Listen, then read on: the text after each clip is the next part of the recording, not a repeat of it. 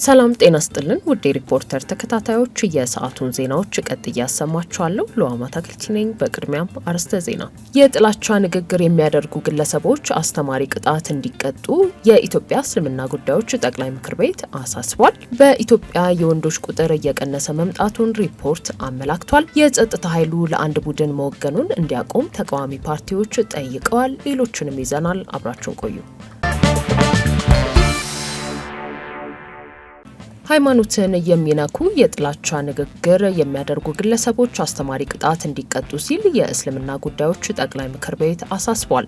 የኢትዮጵያ እስልምና ጉዳዮች ጠቅላይ ምክር ቤት የእስልምና መልካም እሴቶችና የነቢዩ መሐመድን ክብር በመዳፈር ህዝበ ሙስሊሙን የሚያስቆጡ የጥላቻ ንግግሮች በስፋት እየተሰራጩ ነው ሲል አስታውቋል። ጠቅላይ ምክር ቤቱ ዛሬ መጋቢት 1 ቀን 2017 ዓ.ም ባወጣው መግለጫ ይህንን የሚፈጽሙ አካላት ህጋዊ እርምጃ ተወስዶባቸው ይስተካከላሉ በሚል ተስፋ ሲታገስ እንደነበር ገልጾ ከዚህ በላይ ግን በትዕግስት መመልከት ውጤቱ የከፋ ይሆናል በማለት አሳስቧል። በሃይማኖቱ ላይ ያነጣጠረ የጥላቻ ንግግር የሚፈጽሙ አካላትን በህግ ለመጠየቅ በትኩረት እንደሚሰራም በመግለጫው ጠቁመዋል። በመሆኑም ይህንን ህግና ስርዓት ማስከበር የሚገባቸው የፍትህ የጸጥታና ደህንነት አካላት መሰል ድርጊቶች እንዳይደገሙ ለማድረግ ከመቼውም ጊዜ በበለጠ መስራት አለባቸው ብሏል። ጠቅላይ ምክር ቤቱ ምንም እንኳን ለይቶ በቅርብ የተከሰተ ጉዳይን በመግለጫው ላይ ባይገልጽም ከሰሞኑ በማህበራዊ የትስስር ገጾች የእስልምና ሃይማኖትን አንቋሿል የተባለ ወጣት መነጋገሪያ ሆኖ ውግዘትም ድጋፍም እየተሰጠው ይገኛል። የሃይማኖት ተቋማት ጉባኤ ችግሩ ከዚህ በላይ ሳይካረር የጋራ አቋም በመያዝ መፍትሄ እንዲሰጠው የተፈጸመው የጥላቻ ንግግር ምዕመኑ ላይ የፈጠረውን ጫና በመገንዘብ ተጨማሪ ጉዳት ከመምጣቱ በፊት የጸጥታ አካላት እርምጃ እንዲወስዱ ንግግሩ ተራ የግለሰብ ቢመስልም የሀሳቡ ደጋፊዎች በመኖራቸው ህዝባዊ ቁጣ ከመቀስቀሱ በፊት ድርጊቱን እንዲያወግዙ በማለት ጥሪ አስተላልፈዋል። ለእውነተኛ ሰላምና አብሮነት የሚቆረቆሩ አካላት ሁሉ ይህንን በሃይማኖት ላይ የሚፈጸም የጥላቻ ንግግር ማውገዝ አለባቸው ሲልም የኢትዮጵያ እስልምና ጉዳዮች ጠቅላይ ምክር ቤቱ ገልጿል። 157 ሰዎች የሞቱበት የኢትዮጵያ አውሮፕላን አደጋ 6ኛ ዓመት መታሰቢያ ተከናውኗል። የኢትዮጵያ አየር መንገድ በረራ ቁጥር ኢቲ 302 አደጋ ተጎጂዎች 6ኛ ዓመት የመታሰቢያና ሐውልት ምረቃ ስነ ስርዓት ተካሂዷል። የኢትዮጵያ አየር መንገድ የበረራ ቁጥር ኢቲ 302 መጋቢት 1 ቀን 2011 ዓ.ም ከአዲስ አበባ ወደ ናይሮቢ ኬንያ ለመብረር በተነሳ በጥቂት ደቂቃዎች ውስጥ በቢሾፍቱ ከተማ አቅራቢያ በመከስከሱ 8 የበረራ ቡድን አባላትን ጨምሮ በውስጡ የነበሩ 157 ሰዎች በሙሉ ህይወታቸው ማለፉ ይታወሳል። በዛሬው ዕለትም የትራንስፖርትና ሎጂስቲክስ ሚኒስትሩ አለሙ ስሜን ጨምሮ የተጎጂ ቤተሰቦች፣ አምባሳደሮች፣ የተለያዩ እንግዶችና የአካባቢው ነዋሪዎች በተገኙበት ለተጎጂዎች መታሰቢያ ሐውልት እንደተቀመጠላቸው ሪፖርተር ከትራንስፖርትና ሎጂስቲክስ ሚኒስቴር ያገኘው መረጃ ያሳያል። የትራንስፖርትና ሎጂስቲክስ ሚኒስትሩ ዶክተር አለሙ ስሜ መጋቢት 1 ቀን 2011 ዓ.ም የደረሰው የአውሮፕላን አደጋ መቼም ሊረሳ የማይችል በልባችን ውስጥ ያለ ትልቅ ሐዘን ቢሆንም የአየር ትራንስፖርትን ደህንነት ለማረጋገጥ በቁርጠኝነት እንድንሰራ ትምህርት የሰጠን ነበር ሲሉ ተናግረዋል። ሚኒስትሩ ከዚህ አስከፊ አደጋ በኋላ የዓለም አቪዬሽን ኢንዱስትሪ ደህንነትን ለማጎልበት የአውሮፕላን ዲዛይን ለማሻሻልና ቁጥጥር ለማጠናከር ጉልህ እርምጃዎችን ለመውሰድ አስችሎታል ብለዋል። የኢትዮጵያ አየር መንገድ ዋና ስራ አስፈጻሚ አቶ መስፍን ጣሰው በበኩላቸው በዚህ አደጋ ተጎጂዎች ሐዘናቸውን ገልጸው ይህ አደጋ ቅድሚያ ለደህንነት ሰጥተን መስራት እንዳለብን ትምህርት ያገኘንበት ነው ሲሉ ገልጸዋል። አደጋው ከተከሰተ ጀምሮ መታሰቢያ ሐውልቱ እስከሚሰራ ድረስ የአካባቢው ማህበረሰብ ያደረገውን አስተዋጽኦም አስመልክተው ምስጋናቸውን አቅርበዋል። አደጋው የተከሰተበት ቦይንግ 737 ማክስ አውሮፕላን በዚህ በኢትዮጵያ አደጋና ከጥቂት ወራት በፊት ባጋጠመ ሌላ አደጋ ሳቢያ የቦይንግ ማክስ አውሮፕላኖች ለ1 ዓመት ከ8 ወራት ለበረራ እንዳይውሉና ምርመራ እንዲካሄድባቸው ተወስኖ እንደነበር ይታወሳል። በኢትዮጵያ ውስጥ የወንዶች ቁጥር እየቀነሰ መምጣቱን ሪፖርት አመላክቷል። የኢትዮጵያ ስታቲስቲክስ ኤጀንሲ ባለፈው ወር ባወጣው ሪፖርት በሐምሌ ወር 2016 ዓ.ም የኢትዮጵያ ሕዝብ ቁጥር 109.4 ሚሊዮን መድረሱን የሚያሳይ ሲሆን ይህም በዓለም አቀፍ ተቋማት ከሚገለጸው አጠቃላይ የሕዝብ ብዛት ግምት በእጅጉ ያነሰ መሆኑንም አመልክቷል።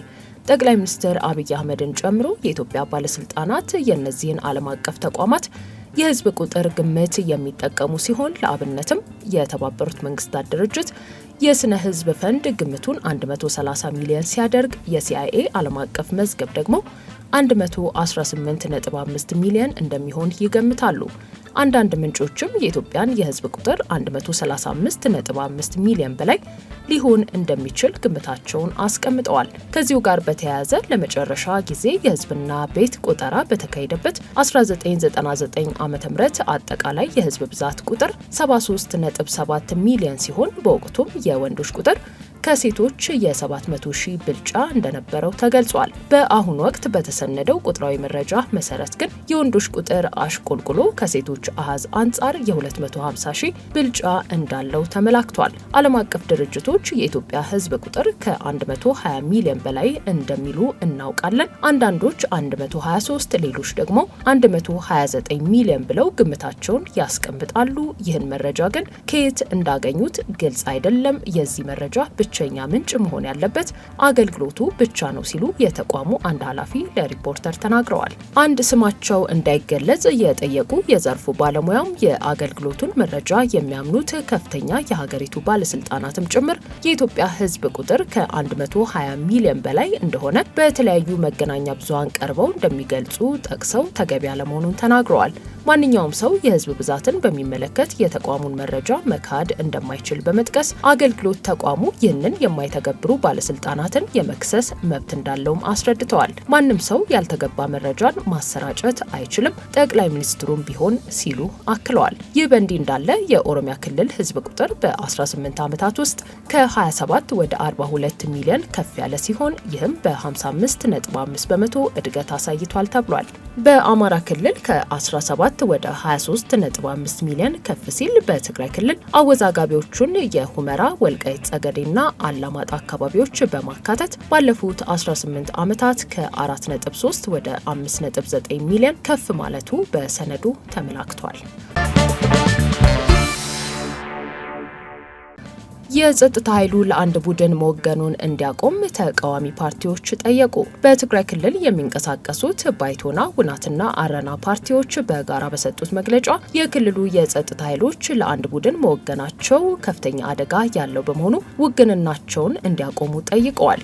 የጸጥታ ኃይሉ ከፍተኛ አመራሮች አንዱን ቡድን ወደ ስልጣን ለማምጣት ጠመንጃን ማዕከል ያደረገ እንቅስቃሴ እያደረጉ ነው በማለት የወቀሱት ፓርቲዎቹ የጸጥታ ኃይሉ የክልሉ ህዝብ በዋስትና መሆን ሲገባው በዶክተር ደብረጽዮን ገብረ ሚካኤል ለሚመራው ህወሓት የወገኑ የጸጥታ ኃይሉ ከፍተኛ አመራሮች ህዝቡን ስጋት ላይ ጥለውታል ብለዋል። ስልጣን ለኔ ብቻ ነው የሚገባው የሚለው ህወሓት ህዝብ እንዲሸበር፣ ወጣቶች ስጋት ውስጥ እንዲገቡና እንዲሰደዱ ምክንያት እየሆነ ነው ሲሉም ነው ያከሉት። ህወሓት በጉልበት ስልጣን ለመያዝ የሚያደርገው እንቅስቃሴ በትግራይ ህዝብ ላይ አደጋ እንደሚያመጣ ጠቅሰው የክልሉ ህዝብ እንቅስቃሴውን እንዲያወግዘውም ጥሪ አቅርበዋል። የሰራዊቱ ከፍተኛ አመራሮች ያሳለፉት ውሳኔ ህዝቡ በጸጥታ ኃይሉ ያለው እምነት እንዲሸረሸር እያደረገ ነው ያሉት ፓርቲዎቹ የጊዜያዊ አስተዳደሩ እንቅስቃሴውን በዝምታ መመልከት እንደሌለበትና እርምጃ እንዲወስድም አሳስበዋል። ፓርቲዎቹ ህገወጥ ነው ባሉት እንቅስቃሴ ውስጥ ተሳታፊ የሆኑ አካላት ተጠያቂ መደረግ እንዳለባቸው ጠቁመው በህወሓት ውስጥ በተፈጠረው ልዩነት ምክንያት ጊዜያዊ አስተዳደሩ እንዲፈርስ አንፈቅድም ሲሉም ተደምጠዋል። የጸጥታ ኃይሉ ከየትኛውም የፖለቲካ ቡድን ራሱን በማላቀቅ በህዝብ የተመረጠ መንግስት እስከሚቋቋም ድረስ የክልሉን ጊዜያዊ አስተዳደር መደገፍ እንዳለበትና ህግና ስርዓትን ማስከበር እንዳለበትም ነው ፓርቲዎቹ ያሳሰቡት። የትግራይ ክልል ጊዜያዊ አስተዳደር ፕሬዝዳንት አቶ ጌታቸው ረዳ ቅዳሜ ዕለት ይፋ በተደረገው ለክልሉ ጊዜያዊ አስተዳደር ምክትል ፕሬዝዳንትና የሰላምና ጸጥታ ካቢኔ ኃላፊ ሌተናል ጀነራል ታደሰ ወረደ የካቲት 26 ቀን 2017 ዓ.ም በጻፉት ደብዳቤ በክልሉ ሰራዊት ስም ጉባኤ እያካሄዱ ያሉ አካላት ከድርጊታቸው ሊታቀቡ እንደሚገባ ማሳሰባቸው ይታወሳል።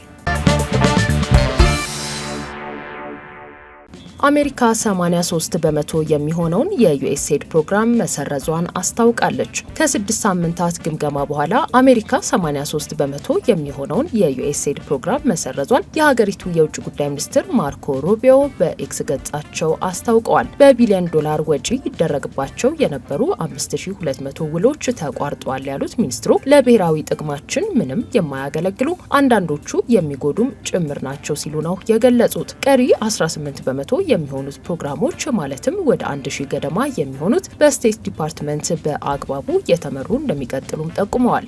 አዲሱ የአሜሪካ ፕሬዝዳንት ዶናልድ ትራምፕ የአሜሪካ ዓለም አቀፍ የልማት ድርጅትን ለመዝጋት መስማማታቸውን አማካሪያቸውና የቴስላ ኩባንያ ባለቤት ቢሊዮነሩ ኤሎን መስክ ባለፈው ወር መግለጹ የሚታወስ ሲሆን ቢሊዮነሩ ይህንን ያለው የትራምፕ አስተዳደር የዩኤስአይዲ 2 የደህንነት ከፍተኛ ኃላፊዎች በጥብቅ ጥንቃቄ መያዝ ያለባቸውን ቁሳቁሶች በኤሎን መስክ ለሚመራው ተቆጣጣሪ ቡድን አናስረክብም ማለታቸውን ተከትሎ እገዳ ከተጣለባቸው በኋላ መሆኑ አይዘነጋም።